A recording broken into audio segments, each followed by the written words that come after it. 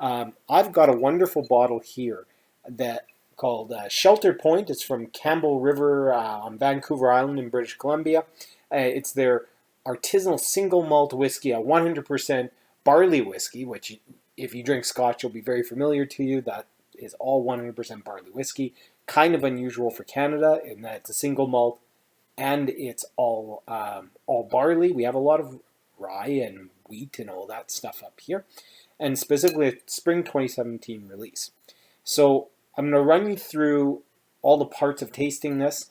I'm going to talk a little bit about a kind of neat tool I found recently oh geez, you're not supposed to touch your face. I always, damn COVID. Um, I'm going to talk a little bit about a really neat tool, a Canadian whiskey tasting wheel that I found recently, but mainly talk about like you're not crazy when you find particularly reminiscent flavors in whiskey. They come from real things. So we're going to talk a little bit about that. Going to talk a little bit about this whiskey. Some of the deets on this: 46% alcohol by volume at bottling. Typically, when you pick whiskey off the shelf, it's going to be 40 to 43%. This one's a little bit higher, and that is just fine. I am not going to add any water to this one, although I have nothing against adding a drop or a splash at all to the right whiskey. Bit of the backstory on this one too, while I pull up my Glencairn glass as usual for tasting. Bit of the backstory on this one. So Shelter Point is a farm distillery out on Vancouver Island. Definitely part of that movement of, oh geez, I can't open a bottle. Definitely part of that movement of craft distilling. There is no age statement on this. I don't know exactly how long they've been around. Mind you, this bottling is from 2017, so it has been around a while. I can say one thing I can't say, I don't know what this was aged in. It's got a very light honey color, which makes me think bourbon barrel or maybe some virgin oak. I don't know. I did read another blogger on this one who did suggest they were actually aged in was it Jim Beam barrels? Something in that range. Jack Daniels barrels. That was it. That's speculative. I have no clue. But just guessing from the lighter color and the aroma that's very bready, it's probably not got much sherry or other sort of European kinds of Scotch flavors to it. Okay, so again, point of this show, walk you along the process. There's 3 parts of tasting whiskey. First of all, there's pouring it. I am the shakiest guy around, always have been. There's nothing wrong with me. Well, at least that's not one of the particular things wrong with me. Boop. Okay, so the face touching again. Got an itchy nose. What can you do? So, first thing is the nose. Quite convenient. So, nose is to just catch some of the gas that comes off of that whiskey. Aside from the alcohol, you're going to catch some different compounds on there. Sometimes whiskey is going to taste the same as the nose. Sometimes it's going to taste completely different. Then there's the palate. So, and here's a big misconception I've called out when I've done shows like this in the past. By the way, I started this as a Facebook Live show largely for friends, but it started gaining enough momentum, gaining enough views. I'm like, hey, maybe I've got something here. I'm going to share with the broader world. Nonetheless, one misconception, and I think of my dad, who's a guy who's drank rye for years and years and years and years, but until I started drinking whiskey straight, he was a rye and coke guy, and largely still is. But to him, if I gave him a glass like this, especially when I first started out, he would just take this and slug it and be like, oh, well, I guess that was smooth. Well, yeah, it's going to be terrible when you pound back whiskey. You're getting, speaking of just getting the smell of something, no matter how smooth it is, if you just pound it back, all you're getting is the alcohol spice. That's the only thing that has time to hit your nose and your tongue and all that before it's gone down. So you're only getting the harshest part by shooting whiskey. Don't shoot whiskey. I mean, even cheap whiskey, like, yeah, and you're going to hear about my dear old Alberta Premium, a 100% rye whiskey that's about $1 an ounce, better even if it's on sale. That's actually quite delicious for an unbelievable price. Stuff that people normally mix or shoot. You don't have to spend a lot to get a whiskey that you can sip. It's about actually taking the time to sip it. So when I talk about palate, it's like rolling that whiskey back and forth on your tongue, letting that flavor just hang around for a while before you actually drink it back, which would be the finish. And if you take that time, you're going to notice that the palate and the finish even can taste different on a whiskey. So there is really those 3 steps to it. Again, if you're a person who's been drinking and tasting whiskey a lot, right, whatever. I'm giving the basics. I'm sticking with the people here. I'm a whiskey populist, you could say. So back to this particular one, Shelter Point. And, I'm not super solid on my tasting notes in that I will pull out some weird ones. I'm not overly concerned what you think about them. Although I'm always interested to see what you think about the whiskey itself, not my tasting notes. The show I did recently, I talked about a whiskey tasting like lake water, or being reminiscent of me sitting on the dock out of my parents' cottage back in Manitoba when I was growing up. As a flavor, that's kind of wacky. Whatever. It's what I taste, and I respect whatever you taste in it. So I'm just going to stick my nose in this one. I'm going to talk about what I think I find in it. So right away, it's bready. And the other reason I know I'm totally not off on this, my wife, Linda, who I'll probably talk about a few times in these different episodes, there's the face touching again. Man, it's hard to change habits. So Linda does not drink alcohol. She's allergic to alcohol. If I give her anything, it usually, like to taste or mainly even to smell, she'll say, oh, it just smells like alcohol. When I cracked this bottle open, she was just sitting beside me on the couch and just removing the bottle around. She caught whiff of it and she's like, oh, that smells like sourdough. This smells like sourdough. A little bit sour, definitely yeasty. Now you add, say some, it's like if you made a sourdough loaf, but you had put some some apples in it. And maybe a bit of honey. So it's got a little bit of that sweetness, but very bready off the top in a very nice way. And the other thing is, like I mentioned before, this is kind of unique for Canadian whiskey. It's 100% barley. Now, typically Canadian whiskeys are made with a blend of different base alcohols, which is kind of one of the things that makes Canadian whiskey awesome. We don't have that pretense of it having to be corn or having to be barley. We have rye, which is largely, well, it's not unique to Canada, but it's very popular, almost always in the mix up here, whether it's 100% rye or just part of a blend. We do a lot of blending, so there's lots of different boozes that go into this stuff. But barley, having it 100% barley and being more like Scotch whiskey is made, it comes across a lot like a Speyside Scotch whiskey, which in Scotch world, I'm very much a Speyside, not an Islay person. You're not going to catch me doing a lot of smoky whiskeys on here. Yeah, cereal, maybe some Cheerios, multigrain Cheerios. My 3-year-old, if you see stuff around the house, I have a 3-year-old. This is real life whiskey right here. My 3-year-old eats a lot of multigrain Cheerios. It has that kind of smell to it. Anyways, very nice. Now, before I get to the palate, to hold you in suspense, so the Canadian Whiskey Wheel, what was great about this, the Whiskey Wheel, I'm just going to pull up for my own reference here. The Canadian Whiskey Flavor Wheel was put together by Dr. Don Livermore, who is a master blender with Hiram Walker and Sons. So those are the folks that make J.P. Wiser's, Lot 40, some good Canadian whiskeys. What he did is broke down all of the flavor compounds that can come from the yeast, the grain, or the wood that the whiskey is aged in.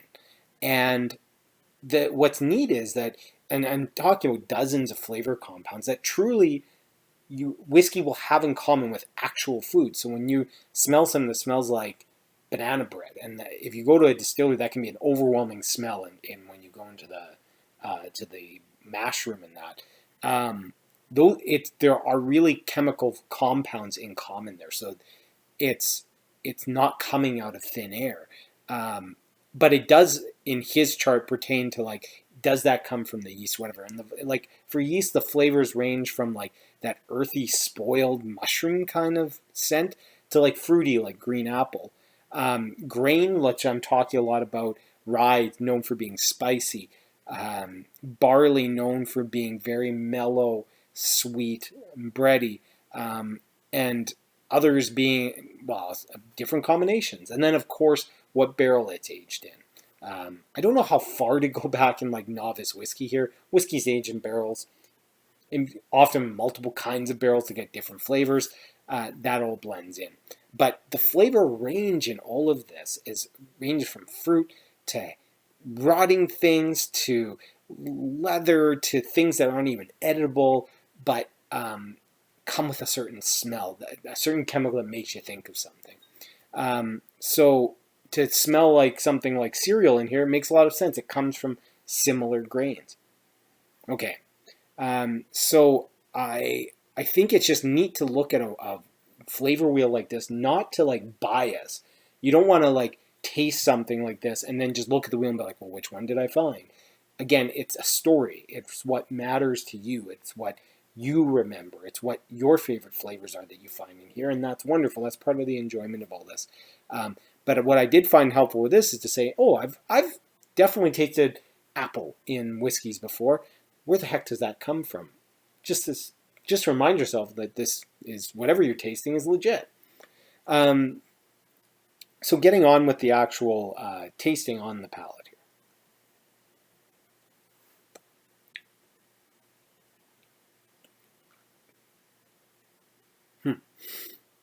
See, and this is one you definitely get different notes on the finish than on the palate. The palate has,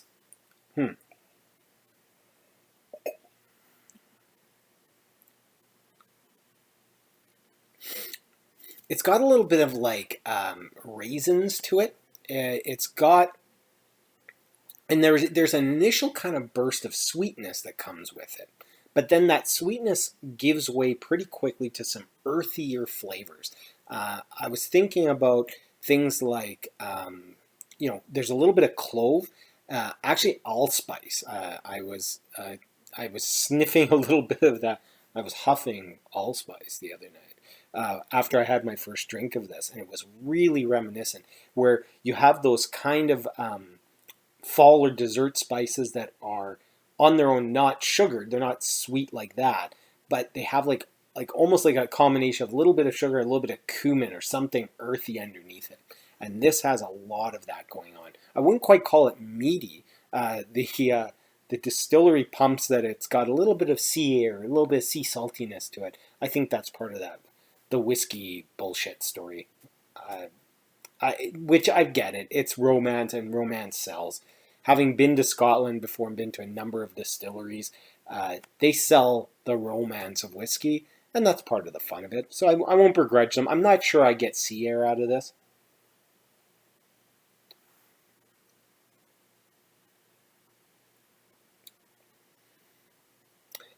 But not a lot of hint of medicine or anything like that. It's definitely a younger whiskey. Somewhere between when you kind of roll it across your tongue and when you drink it back, you do get a little bit of the burst of that medicinal flavor that comes from just the ethanol in the alcohol. So this is, again, with no age statement. If I had to guess, this is probably aged 3 to 6 years. I wouldn't put it at like 12 plus kinds of years that some of the more mature whiskeys would be in. This would be fantastic after, I'm sure after that much time, but this is still very, very good.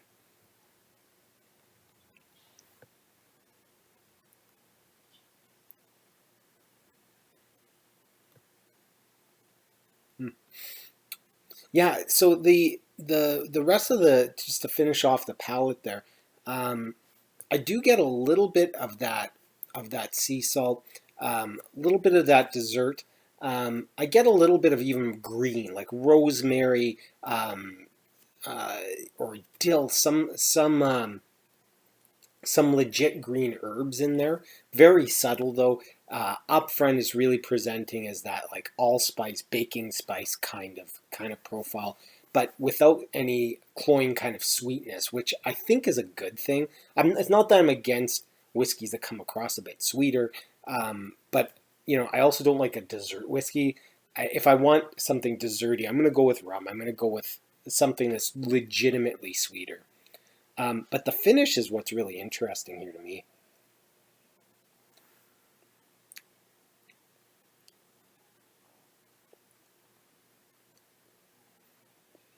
Because here's where you get a burst of coffee giving way to a burst of, and like really at this point, like a few seconds after drinking, I just chewed on a piece of steak. Juicy red meat, that like steak, not even blood, that steak juice, that melted fat that comes out of a delicious piece of steak, that's hanging around on the back of my palate, which is a really neat and delicious sensation. It's actually making my mouth water. It's awesome. Now, one thing I'll comment on, this has got a very velvety, oily sort of texture. Now, I'll hold up the glass. You probably won't be able to see it, but not even a lot of legs on this because it's really coating the glass. Some whiskeys are very watery and will run down right away, almost look like you splashed water in it. This one hangs around, so it's got a nice body to it that I really like. Mm.